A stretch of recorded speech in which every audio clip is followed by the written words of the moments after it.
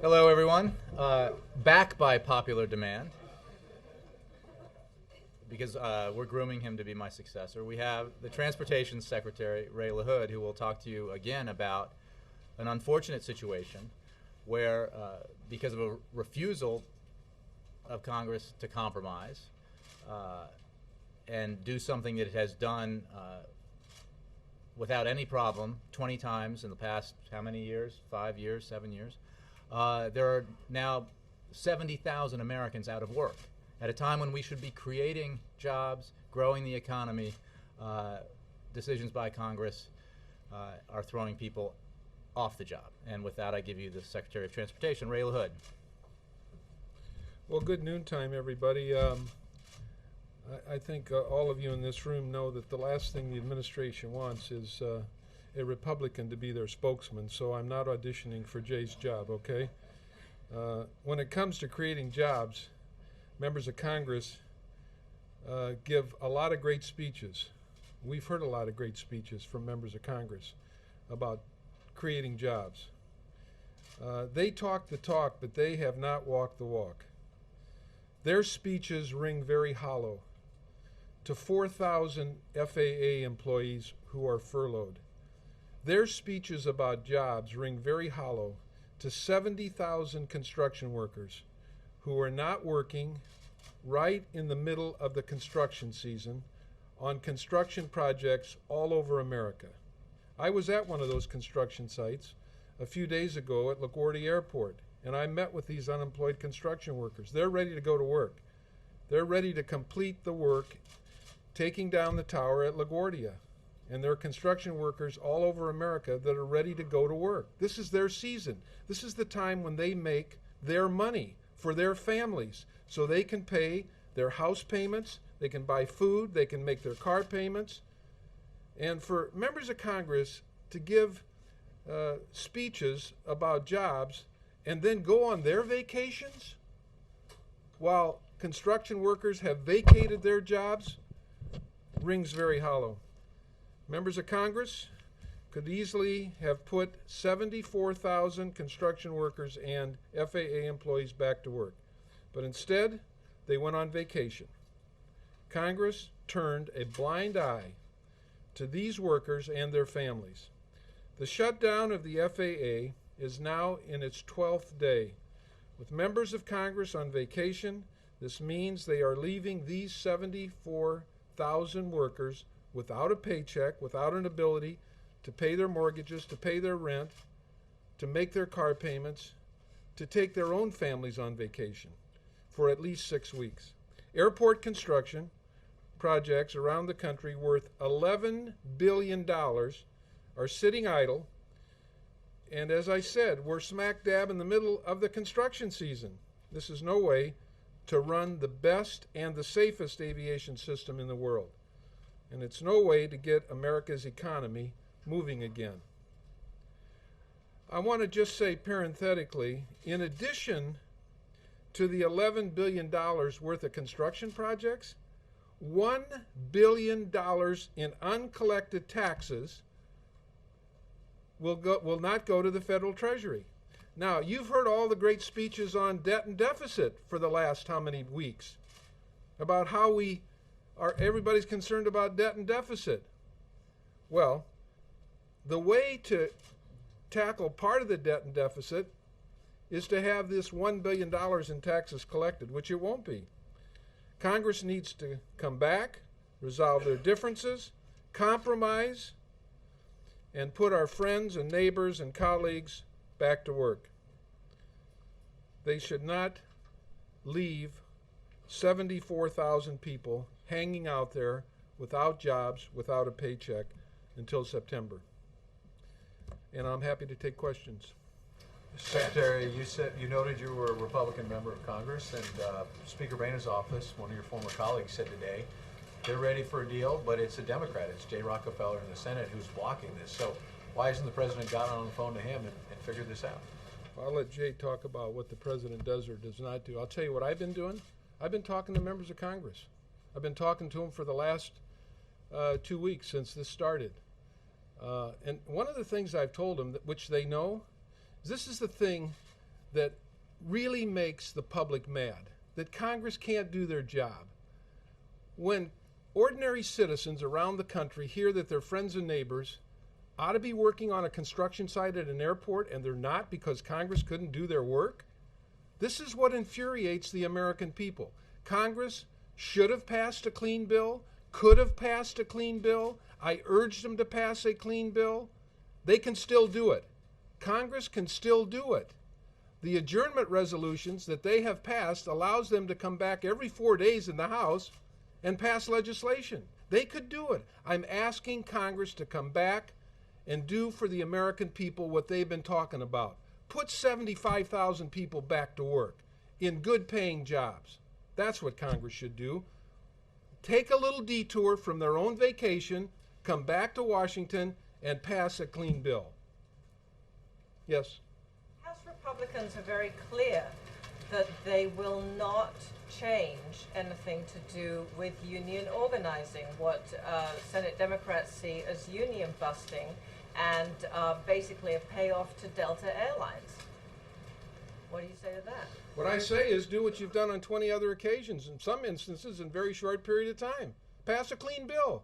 That's what they've done on 20 other occasions. Look at when the House passes a bill and the Senate passes a bill, there are always these disputes. There are always these controversies. On 20 other occasions, Congress did not hold hostage 75,000 people. What they did is they passed a clean bill. Congress could come back. They could come back today or tomorrow or next Monday or next Tuesday, pass a clean bill, as they've done on 20 other occasions. People go back to work. They resolve their disputes, whatever they are, whatever the disputes are.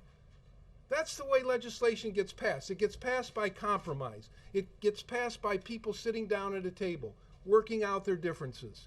There's been a long, you've heard me say this last time, a long, rich history in this town of compromise. That's what needs to be done. Compromise, pass a clean bill, work out your differences. Secretary LaHood, is there anything that the president can do? Is there any executive action that the president can do? Any emergency You'll have action? to ask Jay about that. You know what? I'm working hard right now. Do you know, as secretary, of any emergency action that can be taken to remedy this situation or to help all these people who are out of You know work what? in the interim? I'll let Jay answer that. Mike? Can you answer Can that? I follow up my question? Yeah. Well, let me take a question There's from Mike, and then I'll very come back. specific action that analysts have told our transportation reporters, which is that the president can grant you, the secretary, the authority to shift funds, and that would help out the FAA. Is that something that you would do or would consider doing? What I want done, President's authority. what I want done is what Congress has done on 20 other occasions. Send 75,000 people back to work, pass a clean bill, and work out your differences. They've done it. They know how to do it. They've done it in a short period of time. That's what they need to do. This is not fair to these people. These are people that work hard. These are people that are right in the middle of the construction season. There's no reason that Congress can't do this. Would the president be willing to give you that authority? Could you Well, or you Jay know, answer I'm not that? going to speak for the... If you have any. Yes, sir. Can I ask Let me just get a couple other people, okay? Yes. Thank you, Mr. Secretary. You talked about the impact on these 75,000 people and their jobs.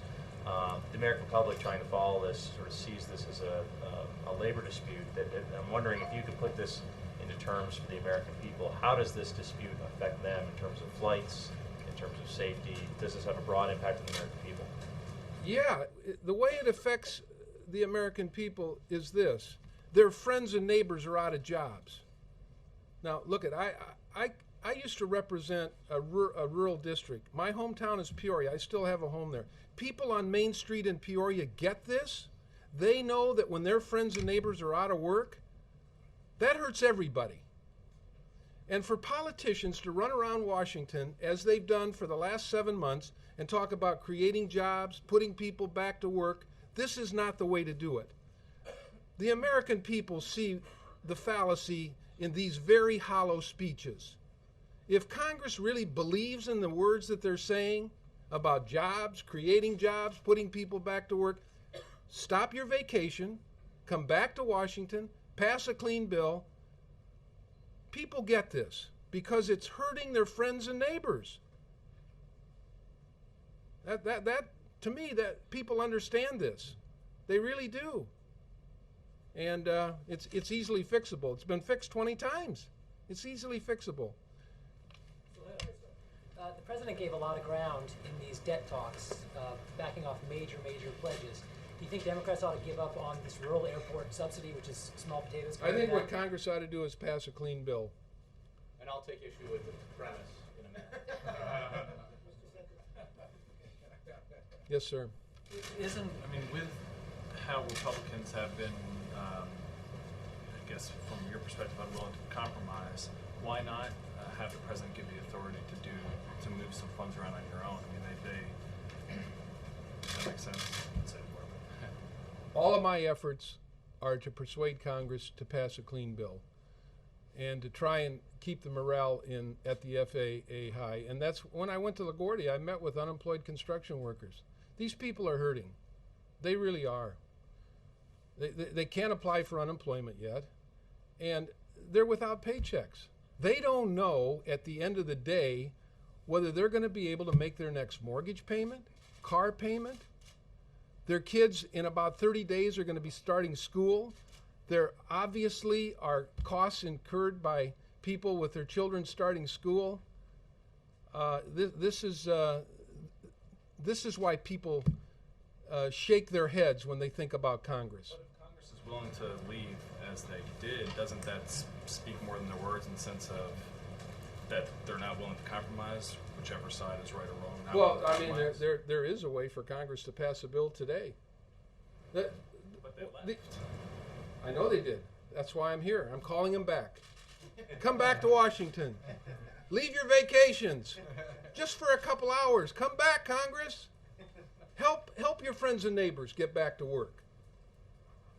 Yes, ma'am. But if your message here is that whatever action is necessary should be taken to bring those people back, and if Congress isn't going to do this, then would you accept the authority, or would you accept an order by the president, presidential authority to take this action if executive I'm thinking 24/7 about how to get our people back to work. I'm thinking 24/7 about getting Congress back here. I'm thinking 24/7 about our 4,000 people who are without a paycheck, been without a paycheck now for 2 weeks.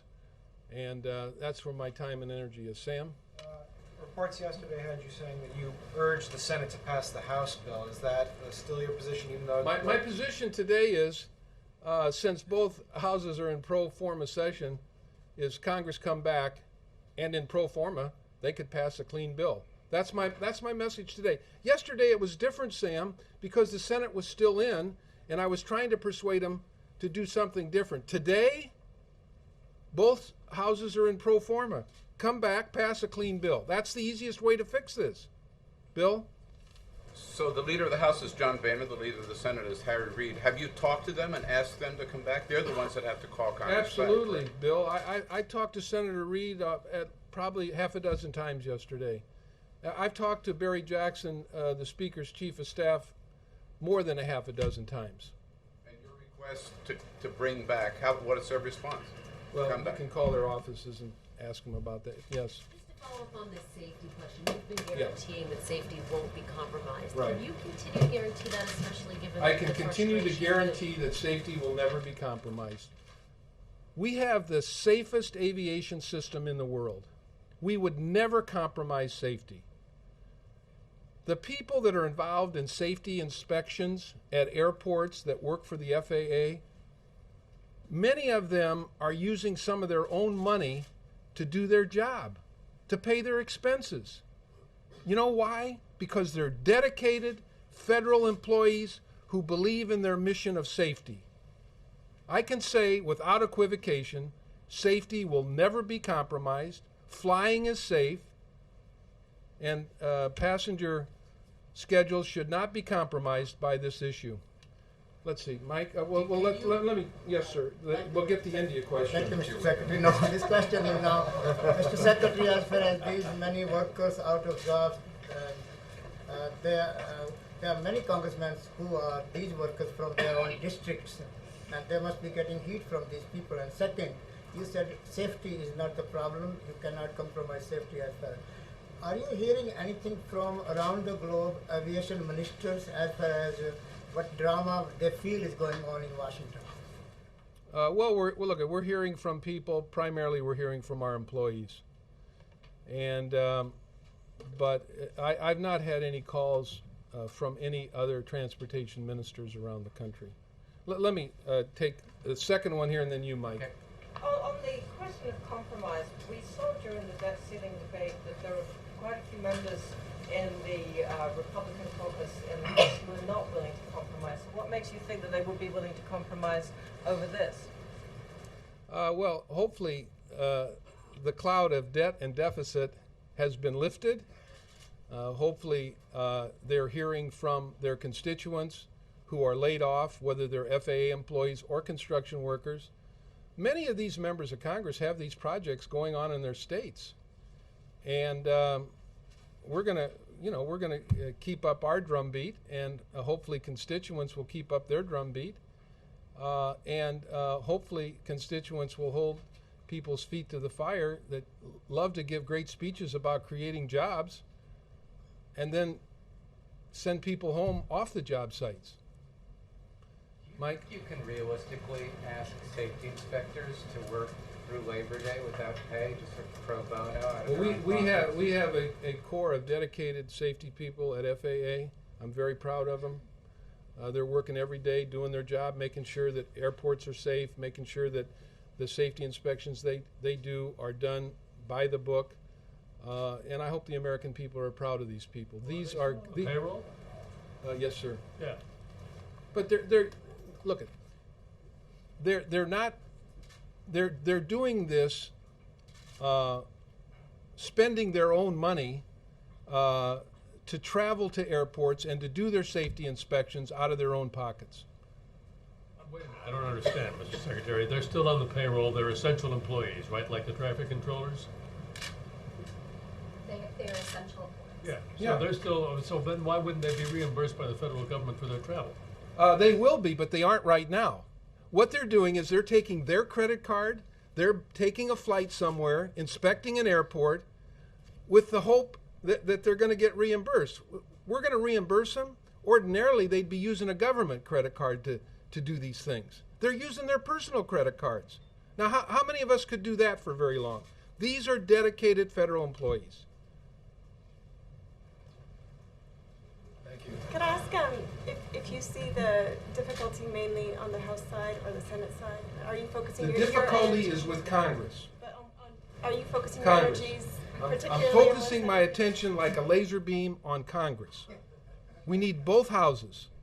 End your vacation for a couple days, get off the beach, get out of your mobile homes or whatever you're traveling in, come back to Washington, pass a bill. There's a vision. Maybe I should have said RVs. Come back, pass a bill. Thank you, sir. That it? Thank you, sir. Thank you, Jay. Appreciate it, as Okay. ever. Good at staying on message, Mr. Yeah. Secretary. Thank you. Before I take additional questions, let me give you a readout of President Obama's call with President Medvedev of Russia. Russian President Medvedev called President Obama to wish him a happy birthday and to discuss Russia's WTO accession negotiations. The presidents, plural, noted the significant progress that had been made since they spoke last a few weeks ago. President Obama stressed the need for Russia to work with other WTO members to close out the last remaining issues and bring the negotiations to a successful conclusion by the end of this year. And with that, I will take your questions. Ben. Did you think about employing Secretary Hood in the debt negotiations? If not, why not? He does have a full-time job. But look, you can see that he feels very passionately about this issue, and I think that going to some of these questions about other actions the president may or may not be able to take, and while I trust your transportation reporter may be highly qualified and knowledgeable, I mean, I'll leave it to the experts to decide what other actions could be taken. All of this would not be necessary if it weren't for a political dispute that has been inserted into this process that has normally gone off without a hitch 20 times since 2005, I believe, and that has created this stalemate, which is the result of which, over an ideological political dispute, is that 74,000 Americans are out of work at a time when we need every possible person who could be working to be working. And it's really inexcusable. And that, as the Secretary made clear, that if you want to fight about union measures and have that kind of fight later, that would be fine. But it is wholly within, and was wholly within, the capacity of Congress to pass a clean measure, as it has done many times in the past, to extend this authority and allow these people to continue working, because you don't get August back in the construction season. You never get those paychecks back, and you don't get that month back in the construction season. It's very important that Congress take action and do what it has done in the past, and what Americans expect them to do, which is, my goodness, they want Washington to be figuring out ways to help the economy create jobs, not figuring out ways to fire people or lay them off, which is what they've done in this case. So understanding that clearly that you think it's Congress's job, if the House and Senate do stay away for August, as it's looking like right now, is there anything the President can do? Well, we will address that. The simplest thing is, because they've decided to do these pro forma recesses that allow them to come back on a moment's notice, and the mechanics of this I am not all that familiar with, but it is quite easy for members to come back, vote on this, and leave again. So we would anticipate that if they did have interest in ensuring that these 74,000 Americans had work, they would come back and do it. But if you have the power to move the funds, you could do it today. Again, we can talk about that issue, or maybe you can talk about it with the Secretary of Transportation further, but I don't know about that. It is not acceptable for Congress to simply say, it's not my business to take care of my business. It is my, this is a process that Congress has done in the past, should do, and because of decisions they made, there are 74,000 people out of work. Yeah. Is there anything you can tell us about the bus tour the President plans to take, where he's going and why? Well, I can tell you that it will be from August 15th through the 17th, and that it will be through the Midwest. Further details will be forthcoming later. That's all I have for you now. But in terms of the, I mean, he will be out, very happily getting out in the country again after a sustained period here in Washington, and he will. He looks forward to talking to folks about growing the economy, creating jobs, and we'll have more details again, as I said, about the specifics of the trip later on. Country or out of? Out in the country. Oh, in the country. I'm the sorry. Midwest. Yeah. Is that a campaign event or? Yeah, negative. It is an official event. Okay, so it'll be funded by taxpayers. And He's the President of the United States. Yes. The bus tour, it's certainly a visual, but what are the tangibles? Again, we'll have more specifics about this trip itself. The air of cynicism is quite thick. The idea that the President of the United States should not venture forth into the country is ridiculous. No, but you implied it in your question, and it is absolutely important for the President, whoever that person is, in the past and in the future, to get out and hear from people in different communities. And the President, this is a trip that we've had on our books for quite a long time, and he very much looks forward to taking it.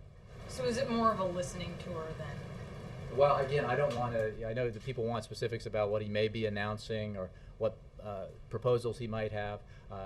It will be very focused on the economy and jobs. Beyond that, you'll have to wait for when we're ready to provide more specifics. But no, he will be listening and addressing these very important issues.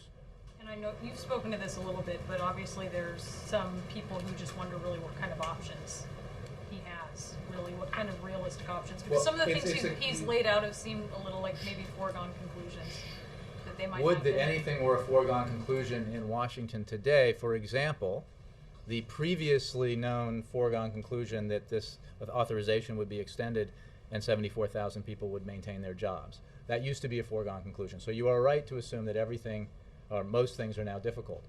It is obviously collectively Congress and the President that can take different actions to enhance growth and create jobs. And the President has already identified a number of things that have bipartisan support that are already in Congress's lap that Congress can act on quite quickly. And there are other measures that he has identified that he feels strongly about that we should support, like extension of the payroll tax credit, essentially a tax cut for working Americans. Everyone who works pays a payroll tax, and this is a substantial amount of money in the pocket of every American family that has helped them this year and needs to be extended so that they have that help next year. And that money is important because it, unlike a lot of things you can do, this is money that will likely be spent, and therefore help the family spending it, and then have add-on positive effects on the economy because that money is then introduced into the economy. It helps create and sustain jobs. It helps businesses. So this is a very important measure that he supports. Yes. Sorry, I get confused. Yes. That's okay, thanks. I wanted to ask you about the very large series of cyber attacks that were uncovered by the security company McAfee, affected governments around the world, including the United States. Could you tell us which U.S. agencies were affected and how seriously the White House sees these incidents? Well, let me start at the top. We are aware of this report and its contents. While we do not comment on outside reports, detecting and blocking cyber intrusion is a key cybersecurity goal for this administration, working across government and with the private sector. Cyber threats to information and communications infrastructure pose an economic and national security challenge for the United States and our partners, which is why the President has made cybersecurity one of his top priorities. As with all intrusions, we employ a, quote, all of government approach. With the appropriate agency in the lead, we refer you to DHS and FBI for more information.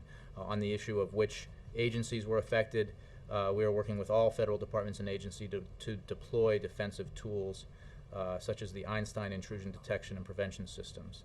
Again, I refer you to DHS for more specifics. Could you tell us when you became aware of this series of incidents? I can only tell you that we are aware of it. I don't have a date for you. Yes. The president has repeatedly pivoted back to jobs, as he did again yesterday. Why is this time any different? Why should the Americans have any confidence? Well, let's be clear. The president has been focusing on jobs and the economy since the day he was sworn into office, during a month that saw the loss of 800,000, nearly 800,000 American jobs in just 1 month, and that was the situation that he encountered when he took the oath. And that has been his focus since he became president. There is no question that as president, you have to deal with other problems. And in this case, the debt ceiling crisis, if you will, was a manufactured crisis. It was a self-inflicted wound. It was the linkage between something that Congress absolutely has to do, which is extend the borrowing authority of the United States government, to specific legislation that one half of one body of Congress wanted passed. We worked through that. We reached a compromise. We avoided and averted catastrophe, and that is a good thing.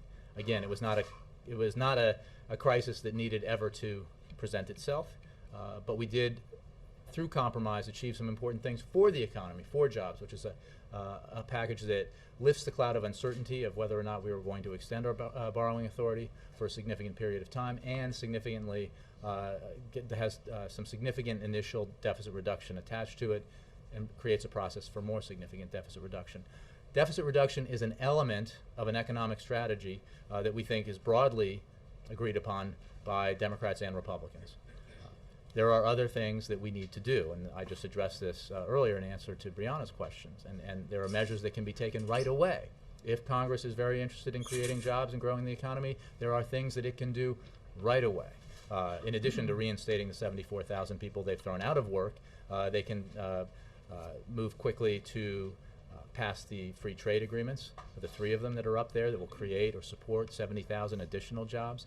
They can get patent reform done, and they can move forward on a number of other issues. The president will continue to promote and put forward ideas for things we can do to create jobs and grow the economy, but there are certainly a number of things that we can do working together already. Yes? At the risk of appearing cynical. Bill, not you. Surely not after all these years. If the president is really so interested in getting those 74,000 people back to work, then why don't you stop bashing Congress and switch the funds over so they can go to work? Bill, this is a fascinating process where the party with the responsibility, the party that created this problem, is out of town, and the reporters here are blaming the party that wants the problem fixed. The fact of the matter is, look, we are obviously looking at the different options that we have, that the president has. The simple reality is that because of a political dispute, this is exactly what Americans loathe about the process here, justifiably and understandably. Because of an ideologically driven decision made, there is a stalemate over a measure that has never been a problem in the past. They can resolve, we need to and we can have fights over these issues that divide us, but we should not have these fights in a way that throw 74,000 people out of, in ways that throw 74,000 people out of work who innocently. This is not their fight.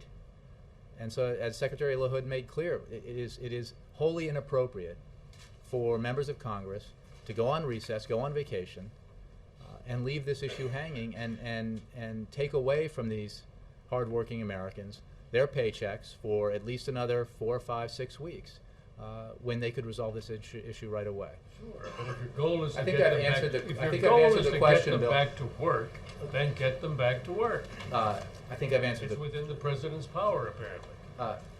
Apparently, based on your hearing from some other reporter who's hearing it from another, I think maybe a little Is that not correct? reporting on everybody's part would be efficacious. And dispute that? what I can say is that we are looking at things that the president might be able to do. This is a matter that Congress, a crisis yet again that Congress created unnecessarily, that can be resolved instantly by Congress. Yes, Mr. Henry. In fact, Are we going to ask this question again? Because I think I've answered it. Jay, can the president do it? No.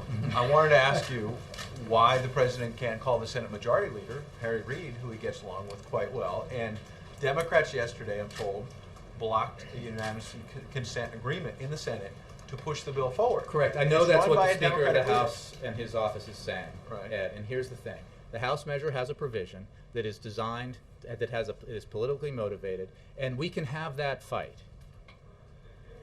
The way to resolve, the way to not, in the name of achieving that, getting that scalp, we are preventing these 74,000 Americans from working. But So the way to do it Democrats is blocked it, though. right. Democrats You mean blocked that the request. Right, and the House refused to pass a Kleenex bill, which the Democrats which the Senate would pass. But no, that is the issue, Ed. But if you want to put the people back to work, Then you pass the a bill that's clean on bill. the table and come back in a month and Oh, deal with the that's ideological how thing. it works. No. You say the top priority is to put people back to That's work. how it We're works. not putting them We back get to what work. we want on our unrelated political agenda item, and then we come back and fight it. That's not how it works. If you have a dispute that's creating a logjam that will not allow this extension to pass because of an ideological dispute, that preventing 74,000 people from working, you remove the problem, you take the splinter out or whatever is causing the problem, and you pass the clean bill, and then you have the fight, if you want to have the fight on the other issue. That's what we believe. If we follow on the jobs issue, if President going back, saying yesterday in the Rose Garden, I'm going to focus on jobs, and you were just asked about that. He has said that over and over again. I mean, there's a number of quotes. One, January 2010, jobs must be our #1 focus in 2010. Year and a half later, unemployment's still over 9%. So why should the American people have confidence that this pivot to jobs is actually going to create jobs? Well, look, it is, I believe, I just answered this question, but the... We talked about patent reform and the trade deal. Trade deals have been sitting there for a couple of years, and nobody thinks that the trade deals Good are going point. to magically They've been lower it before to Congress, and 7%. well, I never suggested that. I said 70,000 jobs that could be created or supported. The fact that there is no magic bullet that lowers our unemployment rate to where it would be ideally, and it's certainly not, dismantling Medicare. Is that going to put people back to work? Is slashing clean energy investments, will that put people back to work? Because I don't hear a lot of jobs plans coming from other quarters. What I do know is that this president, from the day he was sworn into office, has focused aggressively on the need to, first, prevent a Great Depression, the second in our history.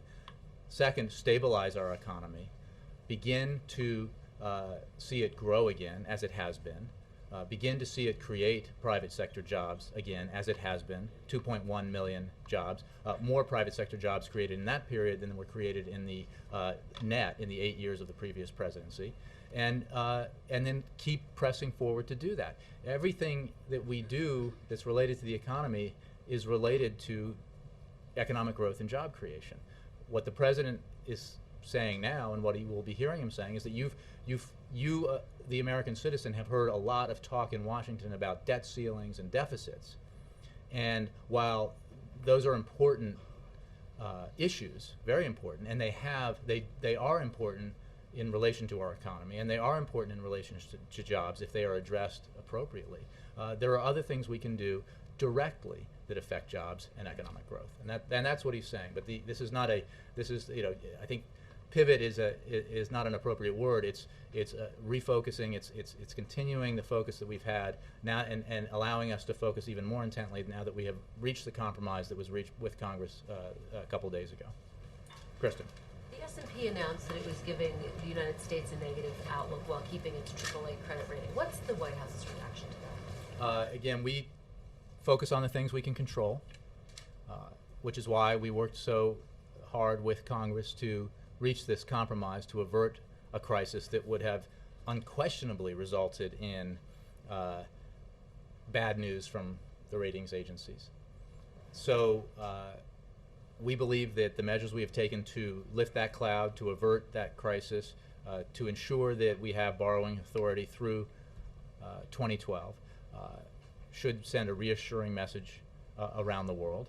And we believe that the deficit reduction that is embedded up front within the compromise reached with Congress should send a positive message that Washington is beginning to get serious about this issue, and the way that we approach further deficit reduction should do the same as well. We have to focus on the things we can control and assume that if we do our work and we do it well, that the rest, if you will take care of itself. And yet, Wall Street doesn't seem to be reassured. We've actually seen stocks dip this week. What's the level of concern that maybe this compromise bill didn't go far enough, or isn't having the impact that you want it to have on the markets? Well, we certainly believe that we could have done more, and the president worked very hard to try to get a grand bargain, a significant $3 to $4 trillion package over 10 years that would have dealt with the real things that drive our debt, which are entitlements and revenues. So, and he will continue to work for a balanced package that raises that number higher. At least the additional 1.5 trillion that has been the target for the committee, the special committee when it's set up, and then beyond that. And again, we focus on the things we can control. We believe that if we make the right decisions about dealing with our debt, dealing with our deficits, taking measures that are responsible and effective to help create jobs and grow the economy, that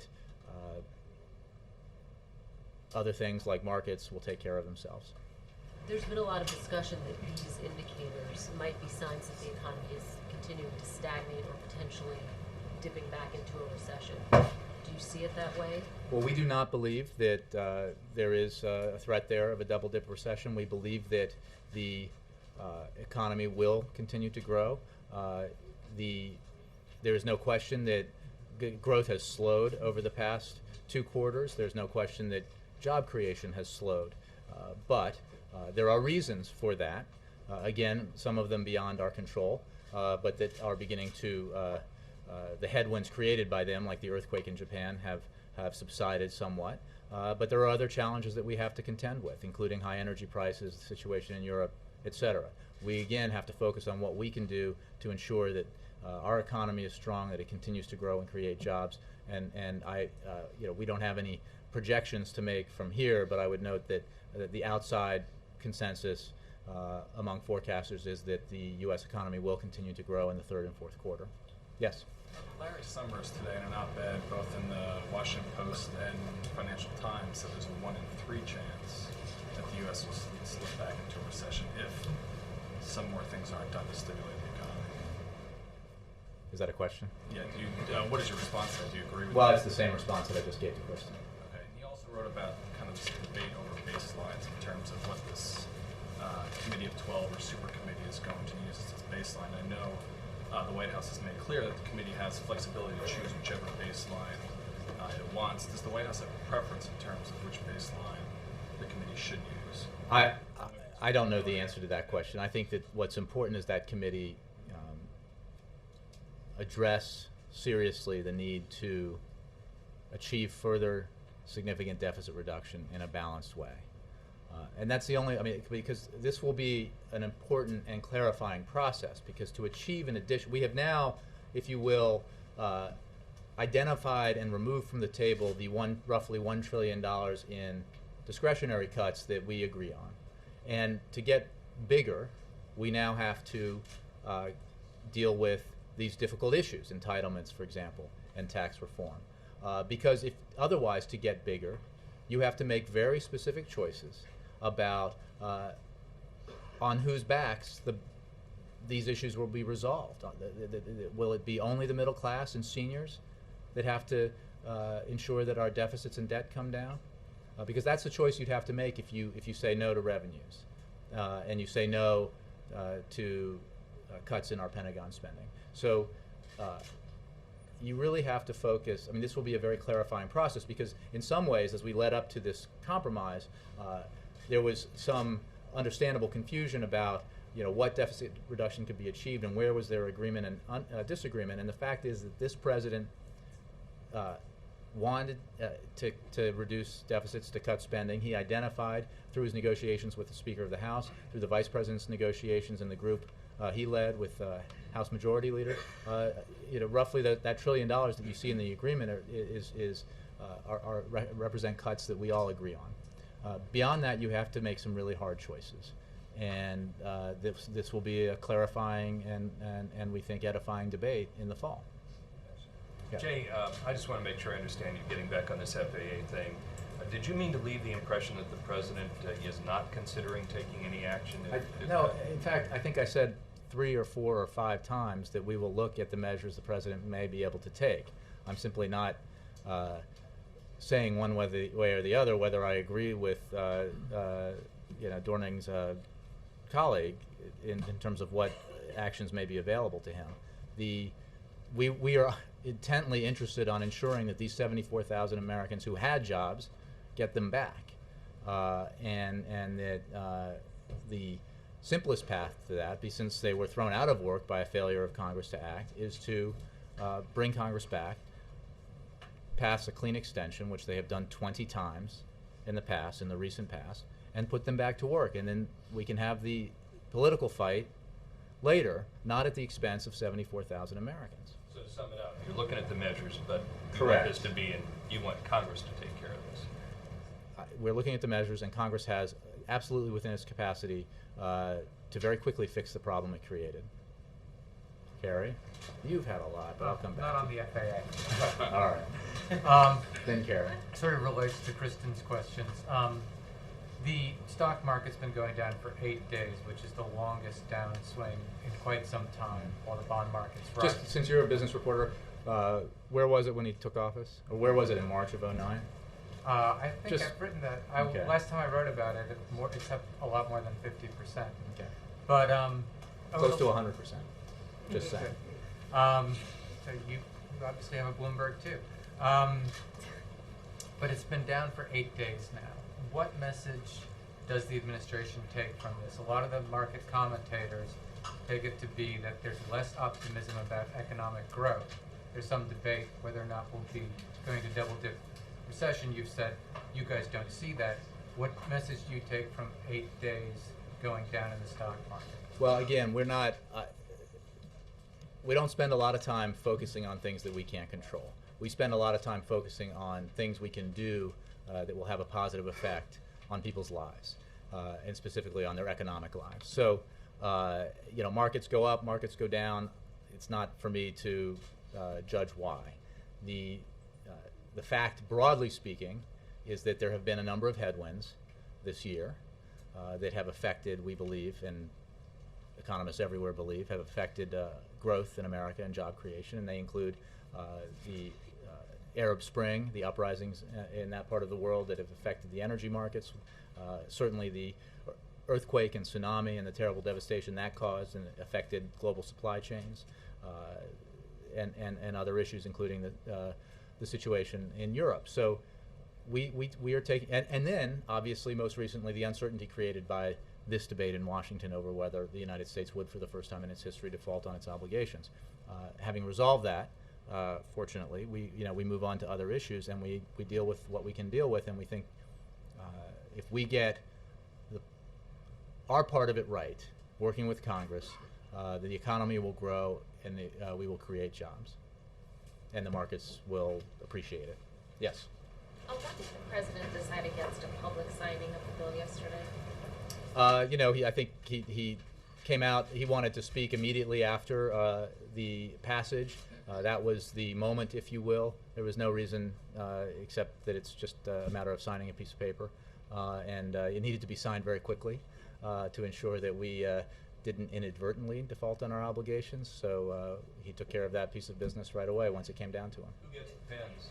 I think there's a number of people, including the leaders of both houses, who will get pens. So the interpretation that, often when big bills pass, big important bills pass, there's public. Look, the president believes that this was an important compromise, but make no mistake, the bigness of it in terms of the attention that was paid to it was because of a crisis that was wholly manufactured. So he does not believe that we should be popping champagne bottles or celebrating the fact that we averted a crisis that was never necessary in the first place. He does think it's important that Congress came together and compromised to avert the crisis and compromised to achieve some measure of deficit reduction. But he does not believe it is enough. He is not, to say the least, impressed with the process. Just like every American who watched it, who was appalled by the three-ring circus that was created down here that caused some of the uncertainty out there and the doubt about whether or not the greatest nation of the world could get its act together. But he believes it was significant and that we have a lot more work to do. Sam? Obviously, well, not obviously, but my guess is the White House is not going to be making recommendations about the lawmakers who serve on this committee of 12. But what would the president like to see in terms of those selections? Obviously, Mitch McConnell's come out and said he's not going to appoint anyone who wants tax cuts on that committee. Nancy Pelosi said something similar about protecting entitlement reforms. What would the president's guidance to the people who are actually choosing the members be? That they take it seriously and that they understand that serious choices have to be made as we figure out ways to accomplish further deficit reduction. I would note, in terms of the comments you said, you attributed to the Senate Majority Leader, that that creates a problem within his caucus, since such a substantial number of the Republicans in the Senate have supported and endorsed the ideas behind the Gang of Six proposal, which takes a very balanced approach to deficit reduction that includes $2 trillion in revenues. So it is simply, as we saw after the passage of the House Republican budget, there is explaining that has to be done by the leaders in Washington if they want those members who believe that we should achieve deficit reduction only on the backs of senior citizens and vulnerable Americans and the middle class. They need to explain that, and that will be ever more stark if that's the approach they believe is the right approach as the super committee gets started, because as I said earlier, the initial discretionary cuts have now been accomplished and moved off the table. Now we're dealing with the tougher issues, and is the choice that they're going to make dramatic cuts, further cuts in the discretionary budget?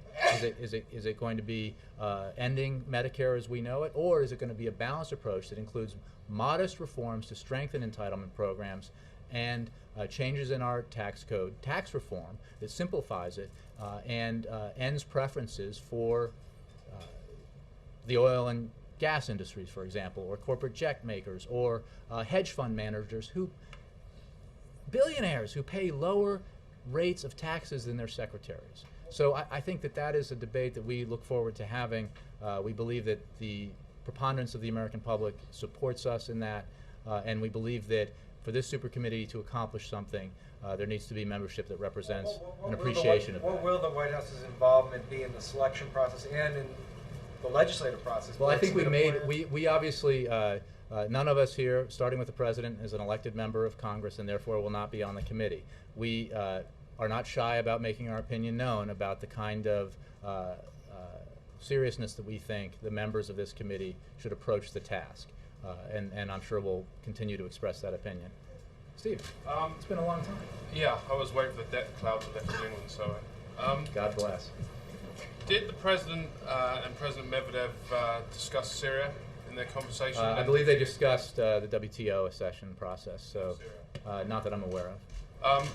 The administration's had increasing pressure on the Hill and from Syrian dissidents to do more to punish Syria and the latest escalation of the crackdown. Is the White House considering further sanctions, perhaps measures to punish foreign firms that deal in Syria, that kind of thing? Well, I can tell you that we are looking at ways to increase the pressure. The images coming out of Syria, of the Syrian government's brutality against its own people, have been grotesque and appalling, and they demonstrate the true character of the regime. Once again, President Assad has shown that he is completely incapable and unwilling to respond to the legitimate grievances of the Syrian people. His use of torture, corruption, and terror puts him on the wrong side of history and his people. As we have stated, President Assad is not indispensable, and the U.S. has nothing invested in Assad remaining in power. We do not want to see him remain in Syria for stability's sake, and rather, we view him as the cause of instability in Syria. Through his actions, Bashar al-Assad is ensuring that he and his regime will be left in the past, and that the courageous Syrian people who have demonstrated in the streets will determine Syria's future. We want to see the Syrian people's desire for democratic transformation carried out. We will continue to call on the regime to immediately halt its campaign of violence and arrests, pull its security forces back, release the many thousands of detainees, and to respect and act upon the clear demands of the Syrian people for a peaceful and democratic transition to democracy. Yes. Jay, why hasn't the president delivered his message personally like he did with Mubarak before? Well, all I can say is that we take this matter very seriously. I think you just heard what I said about our attitude towards what's happening in Syria and to the regime's actions. We will certainly continue to look at ways to take further steps to put pressure on the regime to end its violence. And we think, frankly, that it's safe to say that Syria would be a better place without President Assad. Has he seen pictures of Mubarak today in court? And not that I'm aware of. Thank you.